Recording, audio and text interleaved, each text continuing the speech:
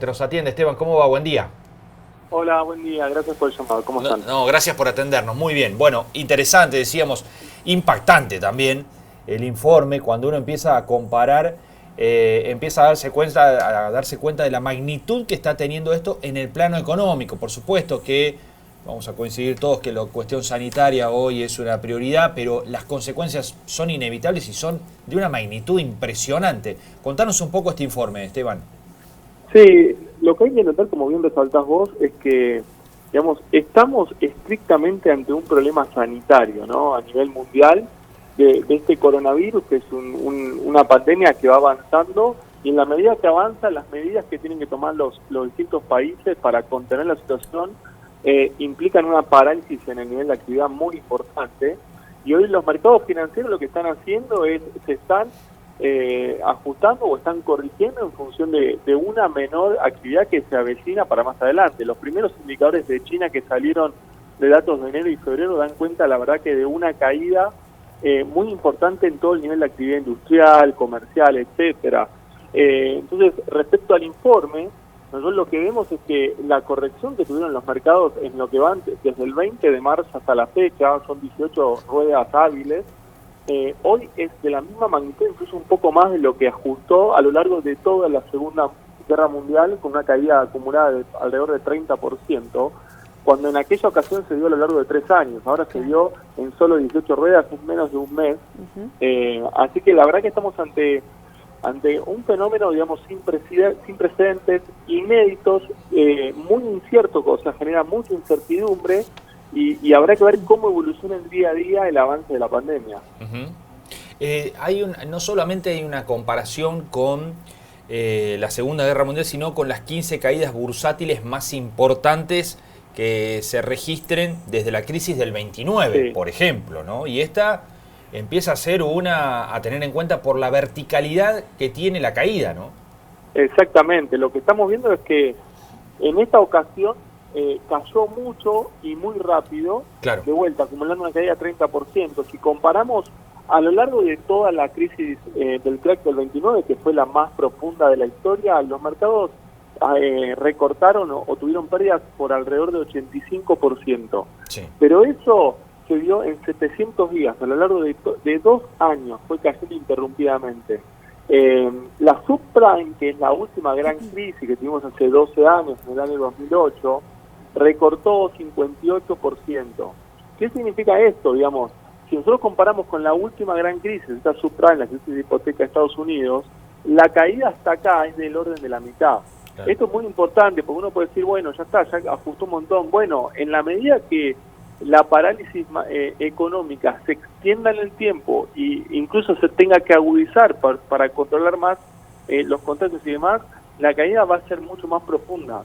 Digamos, es una parálisis a nivel economía real muy, muy importante. De hecho, el fenómeno es mucho más complejo que el de la crisis hipotecaria. Digamos, lo de la otra ocasión, en el 2008, operó directamente por el canal crediticio, producto de una burbuja financiera.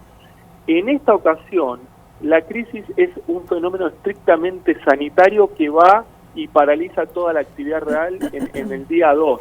Digamos, hoy hay sectores económicos que desde el minuto 1 se ven fuertemente afectados, todo el sector turístico, el sector hotelero, el gastronómico, servicios, el comercio ahora empieza a caer fuertemente, y eso automáticamente empieza a derramar por todo el resto de los sectores de la economía. Digamos, entonces es una situación realmente muy compleja. Bien. Esteban, Fernanda te saluda, buen día. Hola Fernanda, ¿cómo estás? Insistís en que esto tiene un motivo sanitario, ¿no? Cuando surja una respuesta, una solución, la vacuna, lo que sea, desde lo sanitario, ¿cómo crees que va a quedar este receso? ¿O qué cola va a traer? ¿Cuánto tiempo a lo mejor le va a costar reponerse a los mercados? Porque no es una crisis desde lo financiero o desde lo económico. Claro. Bien, es una pregunta excelente. Yo ahí visualizo algunos escenarios. Supongamos, primero habría que distinguir si logramos conseguir una vacuna o la forma de mitigar el contagio o no. Vamos a suponer que sí. La segunda pregunta que debemos responder es ¿cuándo? si va a ser en una semana, en 2 meses o en un año. Claro. En el caso de que sea en el corto plazo y por la positiva, nosotros creemos que el daño en la economía va a ser muy leve, y los mercados van a reaccionar rápidamente, van a recuperar en lo que se llama una si querés, en una V corta, y automáticamente la situación se empieza a normalizar. Obviamente quedó el daño en 1, 2 meses o 3 meses en el nivel de actividad. Este año todos los indicadores económicos van a dar peor, etcétera, pero no se ramifica, no se potencia. Ahora, si encontramos la solución, pero en un horizonte de tiempo más largo, ahí lo que puede suceder es que esta situación empieza a generar secuelas. Por ejemplo, sí que derive en una crisis de crédito, sí que derive en algún otro tipo de crisis económica. Entonces, al momento de salir, la salida va a ser mucho más lenta, va a ser una especie de U, y se van a requerir 2 o 3 años para recomponer esta situación, como ha sucedido en otros momentos de la historia. Claro. Entonces, es muy importante preguntarnos, digamos, cómo se sale y cuándo se sale, para ver si esto avanza y le hace mucho más daño a la economía o no. Esteban Javier es mi nombre, buen día. Te quiero preguntar primero por, bueno, esta cuestión ha hecho que negociación de la deuda y demás haya quedado en otro plano, pero ¿hasta qué punto puede haber cierta incapacidad o manera en la cual tratemos este tema cuando pase? Digo, ¿cómo va a ser un poco la situación? O sea, ¿te referís a la reestructuración de la deuda? Sí. Estrictamente. Y bueno, yo creo que esta situación claramente ha complicado muchísimo todo el proceso de reestructuración de deuda por muchos motivos. En primer lugar, porque tenés un proceso, cuando suceden estas situaciones, estos eventos, un proceso de aversión al riesgo fenomenal. Están todos los fondos, todos los inversores, todos los ahorristas saliendo de activos de riesgo, sean acciones y bonos. Esto implica que los precios de todos los activos del mundo están cayendo fuertemente, sobre todo en países emergentes. Esto hace subir el riesgo país, hace devaluar las monedas y demás. Entonces, esto le resta muchísimo atractivo a la deuda local. Y en un segundo plano, te diría, hoy tenemos hacia adelante, en la medida que no resolvamos el problema del coronavirus, una economía mucho más negativa, mucho más hostil, que nos va a dar menos crecimiento económico, menos precios de materias primas, menos exportaciones, menos posibilidad de acumular divisas, menos posibilidad de conseguir un superávit fiscal. Entonces, cuando uno piensa, si tu horizonte hoy hacia adelante para el próximo año, los próximos 3 años, es mucho más negativo que hace 2 meses atrás, la posibilidad de que vos puedas reprogramar esa deuda y efectivamente cumplir con estos compromisos se redujo drásticamente. Entonces ahí tenés un segundo elemento que te complica mucho, y después hay un tercer elemento que tiene que ver con que hace 2 meses los fondos y los grandes inversores tenían una sola preocupación en la cabeza que se llamaba Argentina, y en ese marco, digamos, estaban 100% abocados a resolver ese problema. Hoy el problema de la Argentina no es ni siquiera un problema de segundo orden o segundo plano, porque Argentina para el mundo es ínfimo y es minúsculo, claro. Y hoy tienen otra preocupación infinitamente más grande. Entonces, fíjate que se está viendo ya, que los fondos decidieron salir y seguir vendiendo los papeles de Argentina, y por eso el riesgo país pasó de 2.000 a 4.000 en 3 semanas. Entonces quiere decir que hoy ya no le importa siquiera tal vez reestructurar sobre el problema de Argentina, porque tiene un dolor de cabeza infinitamente más grande. Entonces, en ese sentido, yo creo que, si me permitís, todo el proceso de normalizar y regularizar la situación de la deuda viene muy lento. Desde agosto ya más o menos sabía quién iba a ser el próximo presidente de la Argentina y el próximo, si querés, bueno, el próximo gobierno, el nuevo gobierno. En octubre se confirmó, en diciembre asumieron, estamos a marzo y todavía no tenemos ni propuesta, ni programa económico sobre la mesa y demás, y ahora estamos en el medio, si querés, de un tsunami financiero que entró con este coronavirus.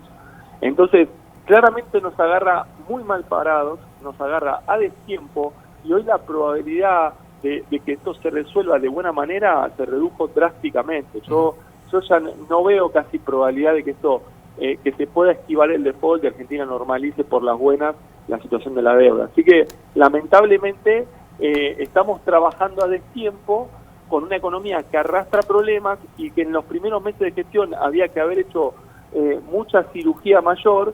Todo este tiempo yo creo que se desperdició o vino de manera lenta, y hoy estábamos trabajando lentamente sobre nuestros problemas y nos entró esta situación externa que nos deja realmente una situación de mucha vulnerabilidad, de mucha fragilidad y de mucha incertidumbre, digamos. Entramos a atravesar esta tormenta, si querés, con el barco muy dañado. Claro, y para colmo, los que nos generan dólares, caso soja, también impactado por esto, ¿no?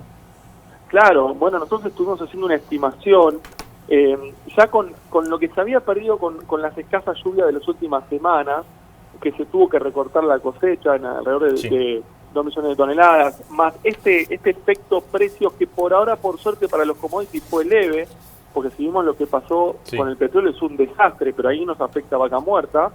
Pero en términos de commodities agropecuarios tenemos bajas entre 5 y 10% para los 3 principales productos agropecuarios, que es soja, maíz y trigo. Y cuando uno combina la pérdida en cantidades y la pérdida en precios, hoy la pérdida es casi la mitad, son casi alrededor de 4.000 millones de dólares, que es casi la mitad de lo que perdimos con la terrible sequía del año 2018. Entonces, tenemos ahí una complicación adicional, ahí donde nosotros vemos que hoy el horizonte hacia adelante es menos benévolo, esto va a complicar, y encima al campo le tenemos que agregar que están con más retenciones, con un tipo de cambio oficial que se atrasa en términos reales. Entonces la situación realmente ahí también va a requerir tomar algunas medidas para darle un poco de aire al sector. Bien. Esteban, te agradecemos muchísimo estos minutos, ha sido muy amable. Por favor, gracias por el llamado. Gracias. Bueno, ahí estaba. Esteban Domecq, de INVEC Consultora. Uno empieza a desmenuzar números y se asusta el doble, ¿no? Sí, es impresionante. Cuando te comparan esta crisis con otras crisis, incluso con el crack del 29, ¿no? Sí. Lo globalizado también influye sin lugar a dudas. Claro, por supuesto. Porque cuando esto empezó en China ya empezó a tener efecto en todos lados. Digamos. Claro, sí.